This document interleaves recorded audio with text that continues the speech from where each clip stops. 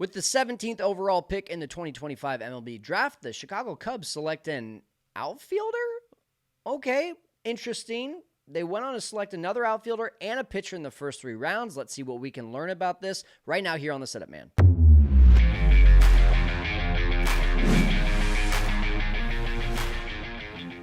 Hey, welcome into the Setup Man. If you don't know, this is a channel dedicated to the Chicago Cubs. I am Kyle Stanley. Would love if you subscribe. If you like the video, if you comment, we do have some questions, so I definitely want to see some engagement on this one because I want to know what have we learned from essentially the first 3, but especially the first 10 rounds here for the Cubs in the 2025 MLB draft. Now, we do have Mr. Lance Brozdowski from Marquee, also from his own channel, his own YouTube channel on YouTube. Lance Brozdowski is where you can find him. We'll put a link down below as well. He is one of the best when it comes to not just breaking down players, but the development of players and especially up-and-coming talent. So Lance is tuning in with us. He's a friend of the shows. He's a friend of mine, and so thank you, Lance, for sending in this video from all the way in Atlanta.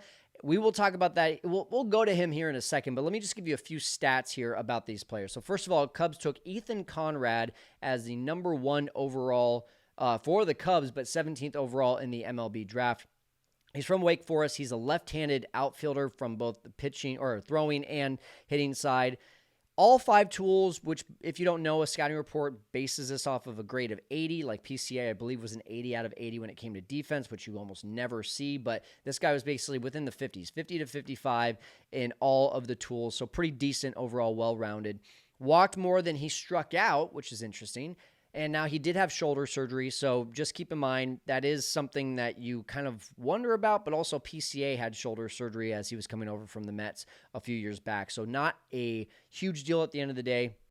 Might slow down the development just a little bit, you would think, but who knows? We'll see. Second round, 56th overall, King Kepley, University of North Carolina, I should say. Elite speed, 45 stolen bases this last year. Now he had very little power, and he did walk twice as much as he struck out. So that's 2 outfielders, both left-handed, both who struck out less than they walked. So interesting. We'll come back to that.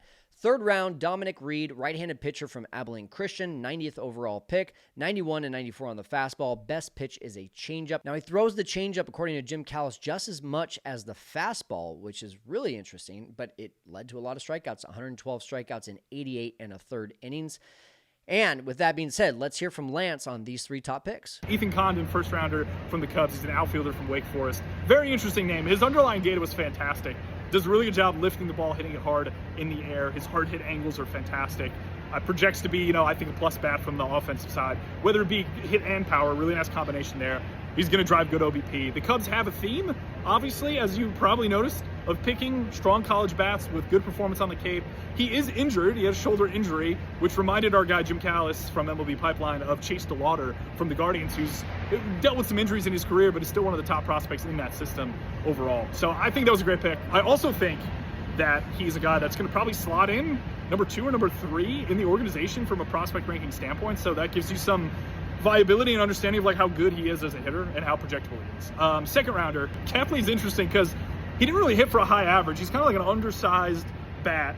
He's only like 5'8", and he didn't get any D1 scholarships offers or D1 offers out of high school because of his size, I think, for the most part. I saw this in Jim Callis' piece, a little blurb on him overall. Interesting pick for me because I don't exactly know where you push the power projection with him. You hope he could probably play some center field long term because that's where the offensive floor is going to be lower than if he moves to a corner. But if he moves to a corner, then I'm not entirely sure what you do with the power projection on him. So again, I wouldn't say it's a bad pick. I mean, no one knows. Like, cool stuff with the MLB draft is so odd in terms of you're getting a guy at a certain spot so you could pay someone later. And I think that's what they did with this Hartshorn kid in I believe it was the 4th or 5th round. They went after him. Really upsidey, lefty bat, college home run or high school home run derby guy that I think you have to kind of pay above. So if you go with a guy like Kepley in the 2nd round, it makes it maybe a bit more viable to pay Hartshorn. It's a big Jenga puzzle, Tetris, whatever you want to call it.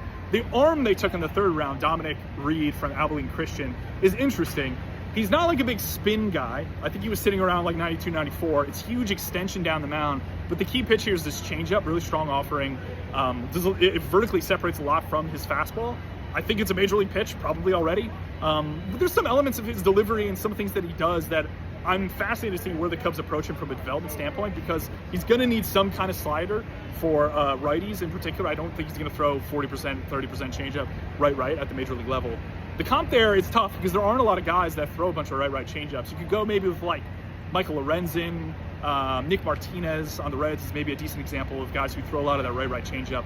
But the traits on his extension and body movement are interesting enough to maybe make him a more viable comp than, or a more aggressive projector than maybe one of those guys. So, you know, the Cubs don't have a lot of pitching in their minor league system. Actually, I think it's probably one of the worst in the entirety of baseball in terms of who they have on the prospect side and the minors on the pitching side. And Reed slots in, but he's not a guy that you slot in and go, they have a starter in the future. I think he's a guy that is more development to be had with him overall.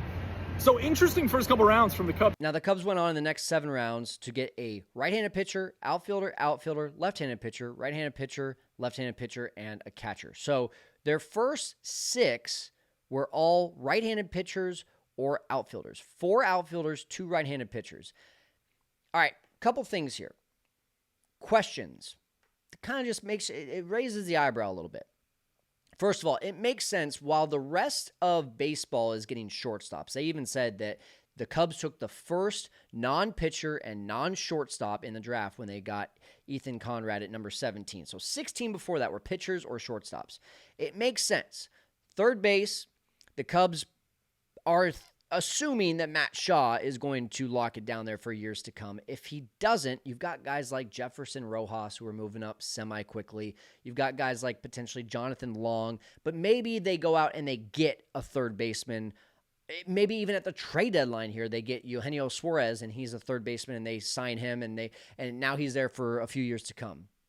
So there's third base. Shortstop, you got Dansby locked in for a while. I think it's like 2030 is when his ends. Nico, he's locked up until 2026. But even after that, you've got guys like Jefferson Rojas, James Triantos, Benjamin Cowles that can play second base if Nico does move on or gets traded anytime before 2026. Then after that, you've got first base, Michael Busch, playing like an all-star even though he isn't one here in 2025. That guy's going to lock it down for years and years to come. So from an infield perspective, you feel pretty good. Then you got Miguel Amaya at catcher, and you got Carson Kelly locked in for, I believe it's the next 3 years as well, including this year. Behind him is Moises Ballesteros. So it makes sense why, while the rest of baseball is getting infielders, the Cubs were kind of like, well, we've already got that pretty much locked down, minus maybe third base. Outfielders, Ian Happ expires in 2026. They're probably not going to re-sign him, is my guess, even though he's been the longest tenured Cub. You've got PCA. He's good for a while. You know he's good for a while. And then you got this question mark in right field. Are they going to extend Kyle Tucker? Is Seiya Suzuki going to be extended past 2026? Is Owen Casey going to come up and dominate? Is Kevin Alcantara going to come up and be that guy? So here's where I think they're going with this. Either A, they don't know if they're going to re-sign Kyle Tucker, or B, they know they're going to re-sign Kyle Tucker, but they also know they're going to trade away some outfielders here at the deadline or maybe even in the offseason. There's not many outfielders beyond Owen Casey and Kevin Alcantara in this system, but Owen Casey is going off right now in AAA, and does he have a chance to play for the Cubs this year? You could argue yes, just based on how poorly Ian Happ is playing, but they're not going to bench Ian Happ to put Owen Casey in there. There's going to have to be an injury. So for that reason, you can see the Cubs going out and saying, let's trade one or both of these guys, and let's make sure we have a replenished outfield of prospects coming up behind them. That's the first place that I think they might go. Second place, even if the Cubs do extend Kyle Tucker, you still have Ian Happ expiring at the end of 2026, and it feels like they're probably going to move on from that contract. You have Seiya Suzuki, who's expiring in 2026, but he might be too expensive. If you do re-sign Kyle Tucker, because of how well Seiya's been playing, you probably can't afford both of those guys. So they're going to need someone else coming in. And if you're trading away Alcantara, if you're trading away Casey, or if you don't trade them and they just don't work out because Casey, high strikeout rate, has not corrected that. Alcantara just has never really put it together. He's had streaks, but he's never had a full season in the minors where you're like, yes, this is the guy. So for that reason, I think they're just trying to get more options there in the outfield. I was, however, surprised, just given the lack of internal pitching depth and the lack of ability to develop these internal pitchers, that they didn't go after more pitchers. Maybe the Cubs feel that they're best going after pitchers on the market. But especially in today's game where it's just like they're viewing these college guys as only having a certain amount of bullets left in the gun. Why wouldn't you want to go after more pitchers to use those bullets in the gun per se and let them impact the Cubs while they're still in their 20s? And then if they start to get injured at their late 20s, then okay, well, you at least kind of squeeze those 4 or 5 years out of them. Versus going to the open market and saying, taking a roll of the dice like the Diamondbacks did with Corbin Burns and getting burned. Yes, that is a pun intended, but just getting burned because you think to yourself, well, shoot, we just spent all this money and we're literally going to miss him for 2 years. So it's a bold strategy, Cotton. That's where I'm at. I fully expected their first pick to be a pitcher. I fully expected 2 of their first 3 picks to be pitchers. And I would say that it's unusual to see 4 of their first 6 being outfielders. That's where I'm at. Where are you at? Let me know in the comments. Thanks again to Lance for jumping on here. If you are not subscribed to his channel, please do. He does a great job on Marquee as well. That's going to do it for now, though, Setup Nation. I'm going to go put my arm on ice.